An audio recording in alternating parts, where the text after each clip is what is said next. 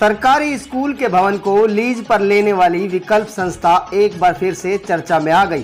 संस्था से मुश्किल से बाहर निकलने वाली छात्राओं में से एक ने आप बीती सुनाई तो यह साफ हो गया कि संस्था के बच्चों के साथ कैदियों जैसा व्यवहार किया जा रहा था।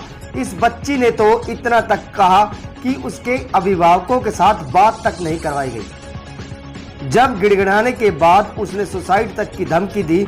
पुलिस के हस्तक्षेप के बाद बच्चियों को संस्था से बाहर निकाला गया। कैथल जिले की रहने वाली बच्चियों के अभिभावक बच्चियों से मिलने के लिए आए थे, लेकिन संस्था के संचालक ने उन्हें बच्चियों से मिलने की अनुमति नहीं दी।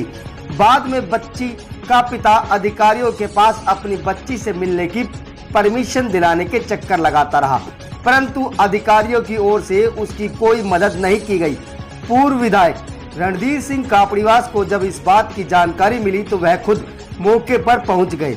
उन्होंने भी प्रशासनिक अधिकारियों से संपर्क किया, परंतु अधिकारियों ने मीटिंग में होने की बात कहकर पल्ला झाड़ लिया। आखिरकार जब कापड़ीवास ने एसपी से संपर्क करते हुए उन्हें मामले के बारे में बताया तो एसपी दीपक सहारण ने एसएचओ को इस मामले में तुरंत कार्रवाई करने के निर्देश दिए। इसके बाद संस्था पहुंची पुलिस ने दो बच्चियों को उनके अभिभावकों के सुपुर्द किया। इसके बाद दोनों बच्चियां अपने अभिभावकों के साथ चली गई। उन्होंने बताया कि कई बच्चियां संस्था में रहने को लेकर खुश नहीं है, लेकिन उनके परिजनों से बात तक नहीं करवाई जा रही। एक बच्ची ने अपना दर्द सुनाते हुए कहा कि उसका प्रवेश होने के बाद वह यहाँ रहने लगी थी, उसे यहाँ का माहौल ठीक नहीं लग रहा था। 500 बच्चियों को नहाने के लिए 4 बाथरूम में लंबा इंतजार करना पड़ता है, उन्हें ढंग का खाना तक नसीब नहीं होता। जब उसने अपनी टीचर्स को पेरेंट्स से बात कराने के लिए कहा गया तो उसे साफ मना कर दिया गया। वह लगातार गिड़गिड़ाती रही। संचालक के पैर पकड़कर अभिभावकों से बात कराने की गुहार लगाई तो भी उसकी बात नहीं होने दी। इसके बाद उसने चेतावनी दी कि अगर उसके पिता से बात नहीं करवाई गई तो वह सुसाइड करने को मजबूर हो जाएगी। इसके बाद उसके पिता से बात करवाई गई। कुछ दिन पूर्व ही करीब 2 दर्जन अभिभावकों ने संस्था के बाहर जमकर हंगामा किया था। उसके बाद भी सरकार ने इस संस्था पर कोई कार्रवाई नहीं की। एक बार अपना नाम बताइएगा आप। मेरा नाम मानसी है, मैं कैथल डिस्ट्रिक्ट से हूँ, गांव रोहेड़ा है मेरा। तो यहाँ आप रेवाड़ी हो क्यों हो, क्या वजह है? हमारे स्कूल में एक स्कीम बताई गई थी सुपर 100 के बारे में, जहाँ पर आईआईटी और नीट की तैयारी कराई जाएगी। इसलिए हमने वो फॉर्म अप्लाई किया और हमारा क्वालिफाइड हो गया और हम यहाँ पे आए। लेकिन जैसे ही हम यहाँ पे आए तो मैंने यहाँ देखा कि यहाँ पर बहुत ही बुरा हाल है। यहाँ का बिहेवियर अच्छा नहीं है। यहाँ कोई भी किसी के साथ अच्छा बिहेव नहीं करता। खाना भी 1% भी अच्छा नहीं है। 4 बाथरूम है, लड़कियां 500 हैं, लाइन में लगा रहना पड़ता है। और तब तक ब्रेकफास्ट का टाइम चला जाता है सुबह का, और फिर क्लासेज हो जाती है और लंच टाइम इनका 1 बजे होता है। कौन से संस्था में आप पढ़ रहे थे? हम विकल्पा फाउंडेशन में नवीन मिश्रा के अध्यक्ष के अधीन पढ़ रहे थे। नवीन मिश्रा बहुत ही खराब व्यक्ति है, वो बहुत टॉर्चर करता है बच्चों को। नहीं, कौन सी आपने 10th पास कर लिया? कौन सी कक्षा पास करके पास आउट? मैं 10th पास करके यहाँ पे आई थी। अच्छा, कब एडमिशन आपका हुआ था? यहाँ हमारा एडमिशन 1 जून को हुआ था और 11 जून को हमें बुलाया गया था। जैसे ही हम आए तो यहाँ पर बहुत ही खराब माहौल हुआ। हम रोए पीटे, लेकिन हमारी 3 दिन तक कोई बात नहीं करवाई गई। कल शाम फिर हमने कहा कि हम सुसाइड कर लेंगे अगर हमारी बात नहीं करवाई गई तो, और हमने आज अपने पेरेंट्स को बुलाया। फिर भी इन्होंने आज मुझे तो जाने दिया, लेकिन जो मेरे साथ लड़की थी उसको नहीं जाने दिया। बिल्कुल मुश्किल से डीओ के साथ कंप्लेन करके फिर बहुत मुश्किल से आने दिया इनको। और बात क्या थी रात को निकल हम एक बार तो आज आप ये बताइए, आज आप कैसे बाहर आए हैं इस विकल्प संस्था से? किस तरीके की पूरी एक्टिविटी हुई है? कैसे आप बाहर निकले, ये पूछ रहा हूँ। हम 2 दिन तक वहाँ सही रहे, लेकिन तीसरे दिन हमारे अंदर बहुत ऐसा हुआ कि हम यहाँ नहीं रह सकते और अगर हम यहाँ रहे तो मर ही जाएंगे। इसलिए हम वहाँ से भाग गए और मुझे पकड़ लिया, लेकिन ये 2 भाग गई थी और फिर ये वापस ही आ गई मेरे लिए। और फिर नवीन मिश्रा ने हमसे थोड़ी देर बात की और हमारे पेरेंट्स से भी करवाई बात, और हमने कहा कि हमें यहाँ नहीं रहना, तो उन्होंने कहा संडे तक रहो। लेकिन हम ने सोचा ठीक है, लेकिन अगले दिन हमने देखा कि हम यहाँ नहीं रह सकते, माहौल ही अच्छा नहीं है यहाँ का। नहीं, आज कैसे बाहर निकले हो आप, किस तरीके से? आज हमारे पेरेंट्स गए थे बहुत, तो वो 5 घंटे तक तो गेट से बाहर ही खड़े रहे, उन्हें अंदर जाने ही नहीं दिया। और फिर उन्हें बुलाया गया, हमसे मिलवाया ही नहीं गया 2 घंटे तक। मुश्किल से मेरे को तो उन्होंने छुट्टी दे दी, लेकिन जो मेरे साथ लड़की थी हमारे गांव से ही, उसको दी ही नहीं। और उसके पेरेंट्स 8 घंटे तक बाहर खड़े रहे, लेकिन उन्हें अंदर तक नहीं बुलाया, पानी के लिए भी नहीं पूछा किसी ने। फिर वो वहां से डीओ के ऑफिस में गए और वहां पे उन्हें डीओ नहीं मिले, लेकिन वहां पे फिर थोड़ी देर बाद डीएस मैम मिली और उन्होंने बहुत मुश्किल से साइन करने से वो मना करी थी, लेकिन जहां प्रदर्शन वालों ने उनका साथ दिया, मुश्किल से उन्होंने साइन किए और ये आज बाहर है। वरना ये कह रही थी अगर तू चली गई और मैं नहीं गई तो मैं सुसाइड कर लूंगी। आपका क्या नाम बेटा? मेरा नाम काजल है और मैं डिस्ट्रिक्ट एक्चुअल से गांव रोहेड़ा से हूँ। तो आप भी इसके साथ हैं? हाँ, मैं इसके साथ ही हूँ। तो अब क्यों एडमिशन कराया आपने, अब क्यों छोड़ रहे हो, वजह क्या है? मैं 10th पास हूँ और मेरे 10th में 90% आए थे। मुझे लगा कि मुझे IIT करनी चाहिए और स्कूल में ये फॉर्म अप्लाई हुआ तो मैंने इसको भर लिया और तो मैं क्वालिफाइड होगी। मैंने सोचा अच्छी पढ़ाई होगी तो माँ बाप का नाम रोशन होगा, लेकिन यहाँ पर ऐसा कुछ भी नहीं है। यहाँ पर एक कमरे में एक बेड पर 4 लड़कियों को सोना पड़ता है और पंखे की बिल्कुल भी व्यवस्था नहीं है, गर्मी में रहना पड़ता है।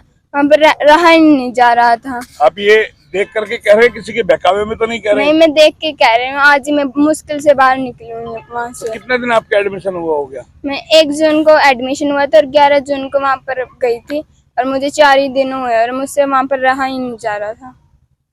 ये आपकी बेटी है? हाँ जी, मेरी बेटी है। मेरा नाम महिपाल है, मैं गाँव रोहेड़ा, जिला कैथल। अच्छा, आपने क्यों तो एडमिशन कराया, क्यों आप इनको लेने आए, ऐसा क्या है? सरकारी स्कूल के मास्टरों ने फार्म भरा था जी, कैथल पेपर दिया था जी गुड़िया ने। पेपर देने के बाद कहा आपका गुड़िया सिलेक्शन और रिवार्डी पेपर होगा संस्था के अंदर विकल्प फाउंडेशन में। यहाँ पेपर दिया था जिनकी 3 दिन यहाँ रखी थी जी। पेपर देने के बाद इनका फिर सिलेक्शन का फोन आ गया था इनका।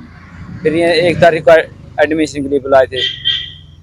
1 तारीख के बाद फिर 11 तारीख ने आना सामान लेके अपने, 11 तारीख को आएंगे जी। तो एडमिशन के दौरान आपसे कोई पैसे वैसे दिए गए? नहीं जी, कोई पैसे नहीं दिया जी। फिर अब क्या दिक्कत आ गई? रहने में दिक्कत बच्चों को दिक्कत थी वहाँ जी, सोने की खाने की समस्या थी जी। तो 4 दिन में ऐसा क्या देख लिया बच्चों ने जो आपको लगता है कि परेशानी आई होगी ऐसी खाने पीने में? बच्चों ने बताया जी फोन करके जी, तभी पता लगा जी हमें। तो क्या फोन पे बात नहीं करने देते थे? नहीं करने थे, फोन पे बात करने नहीं देते जी। आप अंदर होके आए, आपने देख के आए? मैं अंदर नहीं जाने दीजिए, गेट पे ही बाहर निकालती थी। मैं तो बाहर ही खड़ा रहा। 8 के आपने आज कैसे आप एंटर हुए? आज फोन आ गया था जिनका, यहाँ से अंदर से फोन कराया था जिनकी, और इस करके आज आ गए जी, बुला लिए थे हम। नहीं, अंदर कैसे गए? आपको जाते मिला दिया क्या? नहीं जाते हैं जी, सुबह में खड़े थे, फिर डी ऑफिस में आए जी, हम वहाँ से एप्लीकेशन ली, DS ने फिर साइन करे, फिर जाकर दी जी गुड़िया। ऐसे नहीं घुसने देते? नहीं, ऐसे नहीं, किसी को भी नहीं। ये दुखद घटना है भाई साहब, इसमें तो क्या कहें हम। तो ये हमारे आंदोलन का तो कोई पार्ट था नहीं। अब ये बच्चे परेशान थे तो हमारे साथियों ने हमदर्दी रखते हुए इनकी मदद करनी चाहिए, और उसके लिए मैं तो घर था भी आया हूँ। लेकिन मैंने फोन पे बात की, DC साहब मीटिंग में थे, SDM साहब मीटिंग में थे। मैंने SDM साहब से कहा किसी एक आदमी को भेज दो। मेरी SHO से बात हुई है, बोले जी कोई एक सिविलियन अधिकारी आ जाएगा, मैं छुड़वा आऊँगा। लेकिन सब मीटिंग में थे तो मैंने जो है SP साहब से बात की। SP साहब ने कहा कि मैं SHO को भेजता हूँ, तो उन्होंने अपना कोई जूनियर भेज दिया होगा, उनके कह दिया कि मिलाओ, ये मिला दिए। अब ये आ गई है, इनकी मर्जी है, रहते हैं नहीं रहते, वो तो इनका काम है। लेकिन जिस तरह से बच्चे दुखी हैं ना, और अब ये मिश्रा जी की सारी पोल पट्टी आगे सामने आ रही है, धीरे धीरे और आ जाएगी। क्या लगता है वाकई में एक संस्था के नाम पर इस तरीके का कोई खिलवाड़ चल रहा है? क्योंकि 10 महीने पहले भी इस तरीके का मामला सामने आया था, अभिभावक आए थे, शिक्षक रहे थे, मिलने नहीं दिया जाता था। संस्था नहीं है ये, तो कुछ ऐसा बना दिया जैसे कोई हिटलर टाइप सिस्टम हो ना। अब कहते हैं कि बच्चों को मिलना, इनको छोड़ना या इनको जाना, 4 आदमियों की कमेटी है, जिसमें DO, DSS, DMS और मिश्रा जी। अब मिश्रा जी का सरकारी कमेटी में क्या मेल, और 3 अगर कहते हैं कि इसको छोड़ दो, बच्चे को जाने दो, और 1 ना कहे तो नहीं छोड़ सकते। ये सिस्टम ही सारे गलत हैं। सरकार को इस पर क्या बड़ा लगता है इसमें संज्ञान लेना चाहिए, जांच होनी चाहिए इसमें? जांच होनी चाहिए, संज्ञान लेना चाहिए सख्ती से, और दोषी को सजा मिलनी ही चाहिए। बच्चों के लिए एक तरफ तो नीति बना रही सरकार, ह्यूमिलेट नहीं करोगे, मारोगे नहीं, प्यार से डील करो, दूसरी तरफ इतनी हैरेसमेंट है कि बच्चे सोसाइटी की सोच रहे हैं। तो ये तो कोई पढ़ाई नहीं, ये कोई एजुकेशन नहीं। क्या लगता है सरकार की मंशा है बच्चों को एजुकेशन देने की? अगर सरकार की मंशा होती तो अपने संस्थान खुद चलाती, प्राइवेट संस्थानों को क्यों इतना देखो, सरकार की भी गलती तो रही है, समझ नहीं पा रही या समझना चाहती नहीं सरकार। सरकार को गहराई में जाना चाहिए। सरकार is for the people, by the people, of the people, लोगों के लिए है। अगर सरकार जिस प्रदेश की बच्चे दुखी हैं, जिस प्रदेश के विद्यार्थी दुखी हैं, जिस प्रदेश की जनता दुखी है, तो हम राज देने में सफल नहीं है। फिर प्रतिनिधि सरकार का दायित्व है हम ज्यादा से ज्यादा सुविधा अपनी जनता को दें, उनके कल्याण के काम करें, उनके लिए विकास के काम करें, ऐसी योजना बनाएं जिससे आपको सबको लगता है लाभ कि हो। ये जांच होनी चाहिए, इसका पूरा हर्जा खर्चा सरकार देती है या बच्चे से दिया जाता है, या इसके शिक्षा के नाम पर, सुपर 100 के नाम पर? जब कहा जाता है सुपर 100 तो 100 से ज्यादा बच्चे नहीं होने चाहिए, फिर ये 800 बच्चे सुपर 100 का तो मतलब भी यही है कि अगर सेलेक्टेड 100 बच्चे हैं तो उन्हीं को देखभाल इतने की हो सकती है। अब 4-4 टीचर हों, 800-800, 1000-1000 बच्चे हों, तो कैसे पढ़ाएंगे? फिर जैसे बच्ची अभी बता रही थी आपके सामने कि एक बेड पे 4-4 लड़कियां, तो ये तो वैसे भी अनह्यूमैनिक, अनहाइजेनिक है। आप ये बताइए, आप ये पढ़ते हैं, एडमिशन लेते हो, आपसे फीस आपके परिजनों से कुछ ली जाती है? नहीं, खर्चा कौन उठाता है ये संस्था में आपके आने का? सरकार उठाती है। तो उसका कोई मेन्यू वगैरह कुछ आप लोगों को देते हुए ये खाने सरकार पीने को का? बस लूट रहे हैं और कुछ भी नहीं कर रहे। सरकार को इससे अच्छा तो सरकारी स्कूलों में सुविधाएं देनी चाहिए। आप लोगों को बताएगा पर बच्चे पे कितना खर्चा नहीं। सरकार देती है, क्या कुछ करती है, क्या ये कुछ? इसके बारे में कुछ भी नहीं बताते, ये अपने आप ही करते हैं जो कुछ करते हैं। आपको पता है कुछ सरकार ने, आपने अपनी बहन को यहाँ पर भेजा है इसको पढ़ने के लिए, कि आपको जानकारी है कहाँ आपने पढ़ने के भेजा, क्या उसका सिस्टम है? सर ऑनलाइन देखा था, वहाँ तो बहुत अच्छी तरीके से बताया गया था कि वहाँ बहुत ही अच्छी शिक्षा दी जाएगी, खाना पीने के सभी व्यवस्था मिलेगी। तो हम यहाँ आए तो यहाँ कुछ भी नहीं मिला। यहाँ तो नरक से भी बदतर काम है, ना खाने को है, ना नहाने को है, ना ही शिक्षा। 4-4 टीचर है, 1000-1000 बालक हैं, इनको कैसे पढ़ा सकेंगे?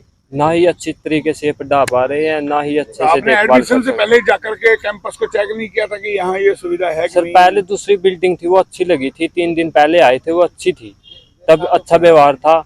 अभी बाद में आए तो ना तो कोई अच्छा व्यवहार मिला है, या ना ही तो खाने को आपको मिला पहले है। कौन सी बिल्डिंग दिखाई गई थी? दूसरी बिल्डिंग थी सर वो। सेक्टर 4 में सैनिक बिल्डिंग दिखाई गई थी हमें, अच्छा, और हमने सोचा कि यहाँ का अच्छा माहौल है, लेकिन वहाँ कुछ भी नहीं था। वहाँ पे उनको रहने नहीं दिया गया, इसलिए वो सेक्टर 18 में विकल्प फाउंडेशन के पास गए, और वो बिल्डिंग भी उनकी खुद की नहीं है, वो किराए की बिल्डिंग है। वहाँ इनको यहाँ से, हरियाणा से निकाल देना चाहिए, हम तो यही कहेंगे। था डिनर भी और ब्रेकफास्ट भी लेट ही मिलता था वहाँ पर। ब्रेकफास्ट का तो नहाने में ही टाइम चला जाता था। बाथरूम इतने कम है और तो बच्चे तुम इतने दोनों एक साथ एडमिशन आप लोगों ने लिया था? हाँ, एक साथ एडमिशन हुआ था। तो आपकी रिश्तेदारी ये क्या है? ये हमारे गांव से, और हम एक ही स्कूल में पढ़ते हैं, बचपन से दोस्त हैं हम। सिलेक्शन हो गया मेरिट से।